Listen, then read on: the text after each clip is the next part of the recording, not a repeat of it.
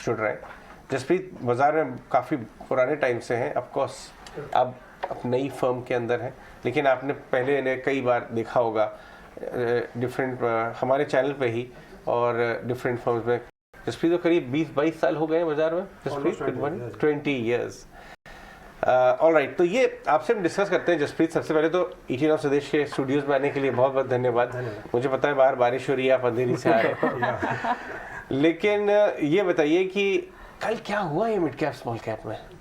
बहुत टाइम बाद ये देखने को मिला ऑन अ डे जब निफ्टी फ्लैट है और the mid and small cap को कार्नेज था, लिटरली कार्नेज था। बिल्कुल right, you had like mid and small cap 4% index down, and में 2-3% डाउन थे। बट इंडिविजुअल स्टॉक्स आप देखें तो मतलब 10-15-20% down on a stock like Vedanta. कितने बड़े बड़े स्टॉक्स डाउन थे। बट आई थिंक वो एक वो हो रहा है, मतलब जैसा पेशेंस होता है ना, आउट ऑफ पेशेंस हो रहा है अभी मार्केट। सो आर सेंसेस की जो एचएनआईज रिटेल और जितने भी वो पोजीशंस थे, लेवरेज पोजीशंस जिसे बोलते हैं मार्जिन फंडिंग बेस्ड, वो अब धीरे धीरे दे गेटिंग अनवाइंडेड। क्योंकि इनफैक्ट अगर आप देखिए तो थोड़ा सा रिबाउंड आया सारा ट्रेड में, लेकिन मेटल के फॉल्स देखिए कल आप 10% फॉल मेटल काउंटर्स। जरा लेके आइए टॉप से मेटल काउंटर्स कितना गिरे तो आपको समझ में आएगा मैं क्या कह रहा हूँ। ये भी और मेटल भी लेटली अगर आपको याद हो जसप्रीत कि ये बिग ट्रेडर एचएनआई फेवरेट हो गया था, क्योंकि फंड्स तो देख रहे हैं कि भाई अगर कमोडिटी गिर रही है टॉप से, सीमेंट स्टील सब कुछ 25% टॉप से नीचे है, तो भाव क्यों नहीं गिरना चाहिए था। लेकिन कल का जो फॉल है वो लास्ट एक महीने के फॉल में सबसे ज्यादा एक्सेलरेटेड है, तो ये तो कोई लेने नहीं आएगा इनको। बहुत, मतलब आप कोई भी पैटर्न उठा के देख लीजिए, मुझे बहुत लिमिटेड समझता है, बट भी हमारे अपने एक एल्गोज हैं। बट बहुत पेनफुल जर्नी रही है मेटल्स, स्पेशली मेटल्स की, for the last month and half. और ऐसा लग नहीं रहा है कि, ऐसा लग रहा है कि थोड़ा भी बाउंस बैक आएगा और बिक्री आनी शुरू हो जाएगी। तो I mean just to give you some stats, हमारे एल्गोज इंजन जो बताते हैं उसमें आज के दिन में 60% of the stocks in Nifty 500 are in weak zone. मतलब वो एक ऐसे, मतलब वीक उसे सेल ही आप बोल सकते हैं, सेल जोन में पहुंच गए 60% ऑफ निफ्टी 500। एंड उसमें बहुत बड़े बड़े नाम भी शामिल है। मैं वो स्टॉक नहीं लेना चाहूँगा बिकॉज एंड उसमें बहुत बड़े बड़े नाम भी शामिल है, including some of the Nifty stocks. तो बहुत ज़्यादा पैटर्न चार्ट्स जो भी आप बोल लीजिए, फंडामेंटल्स असाइड, ऐसे मार्केट में फंडामेंटल्स थोड़ा सा बैकसीट ले लेते हैं। आप तो बड़े बड़े एचएनआईज के साथ काम करते हैं, इन्वेस्टर्स के साथ अक्रॉस द कंट्री अपनी न्यू फर्म में। एचएनआई सेंटिमेंट कैसा है इस समय? फ्रेजाइल है या अभी मजबूत है कि नहीं हम डटे रहेंगे जी, या आपको लगता है कहीं ना कहीं कमजोर होना शुरू हो गया है?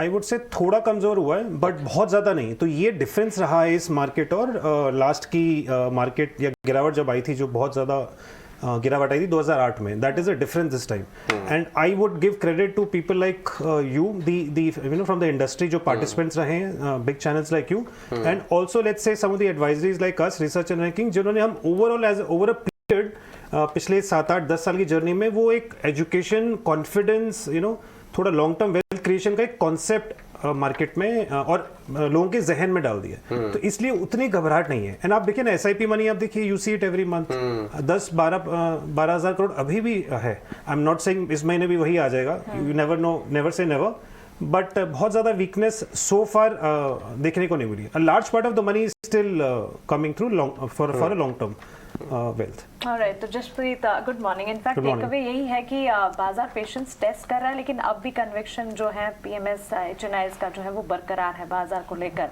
लेकिन ऐसे में जहां पर हम मेटल्स के पूरी तरह से कमजोरी की बात कर रहे हैं, वहां पर एफएमसीजी प्ले जो है इस वक्त बाजार को संभालने का काम कर रहे हैं। अपने निचले स्तरों से करीब 11% के अपमूव्स एफएमसीजी स्पेस में देखने को मिले हैं। ऑफकोर्स कमोडिटी प्राइसेस भी एक बड़ा रीजन है। इस स्पेस पर आपका नजरिया क्या है?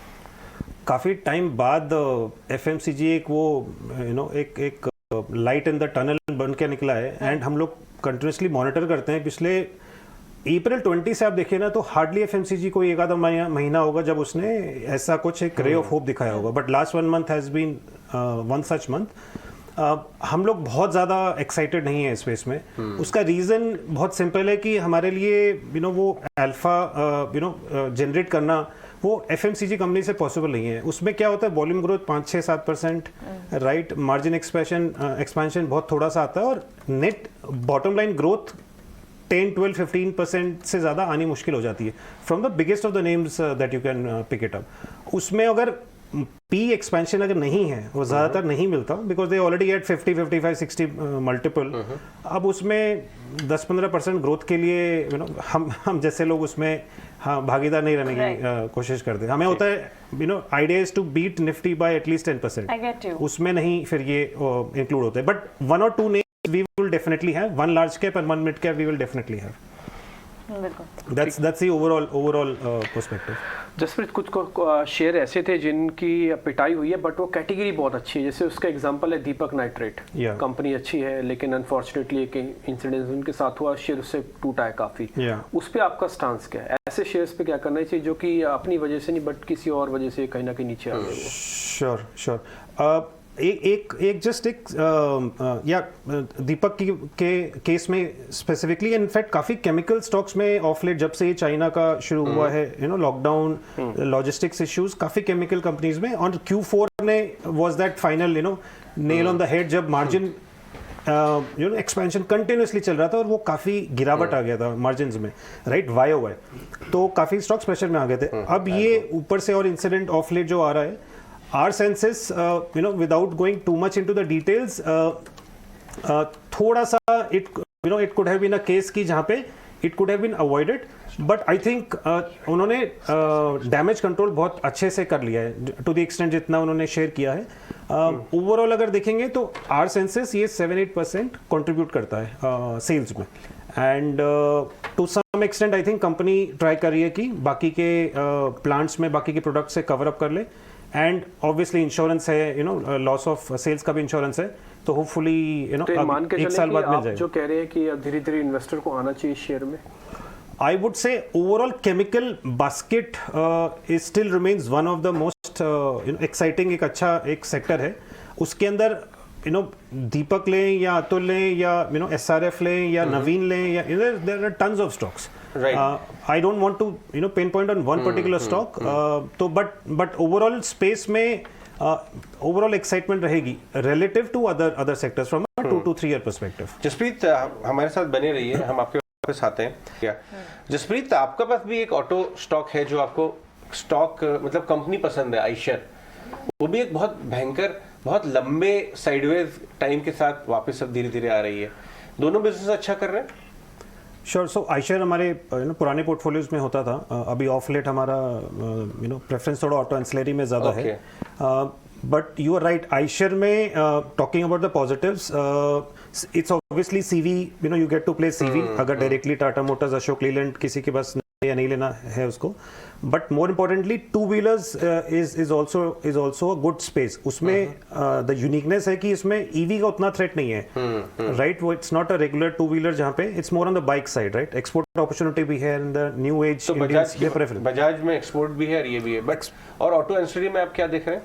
सो हमारे कुछ पोर्टफोलियोज में जो पिछले साल 1.5 साल में हमने लिया है वो सोना कोयो लिया है, and we like that story. One of the reasons is the EV play. उसमें उनका ऑर्डर बुक बहुत स्ट्रांग है। सोना कॉमस्टार जो हो गया, या सोना कॉमस्टार, या सॉरी सोना कॉमस्टार, और अभी 15% है, but from the revenue 15-20%, but overall आगे जाके देखेंगे 30-40-50% ईयर ओवर ईयर ऐसे आ जाएगा। The share of EV will increase. दूसरा स्टॉक जो हमें अच्छा लगता है इस स्पेस में, एंड अगेन सम कुछ पोर्टफोलियोज में, इज मिंडा इंडस्ट्रीज।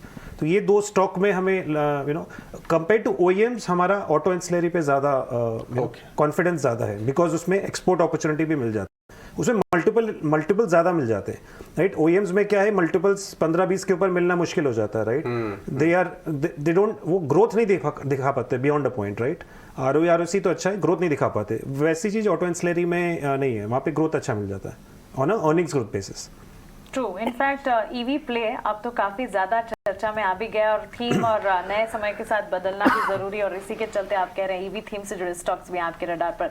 लेकिन साथ ही pharma space, health care space, diagnostic, इस पर भी लगातार हम चर्चा कर रहे हैं, और इन दिनों काफी हद तक ये, क्योंकि न्यूज बेस्ड इम्पैक्ट है, कोविड कंसर्न्स वापस से बिल्टअप होते हुए दिख रहे हैं। फार्मा प्ले को आप कैसे देख रहे हैं? कोई पर्टिकुलर स्टॉक्स जहां पर आपकी पसंदगी हो? तो हमारे अगेन पिछले कुछ पीरियड्स में, ऑलमोस्ट 2 इयर्स में, हमारे पास 2 ही स्टॉक रहे हैं जिसपे हमें लॉन्ग टर्म पोर्टफोलियो में हमारे रहे। एक था डिवीज और एक है सिप्ला, और आज भी हम दोनों पे कंस्ट्रक्टिव हैं। डीवीज में थोड़ा incrementally all older positions we still have, but incremental buying we may not have as much. Just ये आपका डिवी से मैं आपसे पूछना चाहूंगा, डिवी अपने कॉल के बाद जो गिरा है, इनफैक्ट रेक्टर साहब जरा डिवीज का आप चार्ट लेके आइए लास्ट 6 महीने का, मुझे लगता है कि one of the most attended calls थी। ये देखिए जो फॉल दिख रहा है ना आपको, इसको क्या बोलते हैं, वाटरफॉल?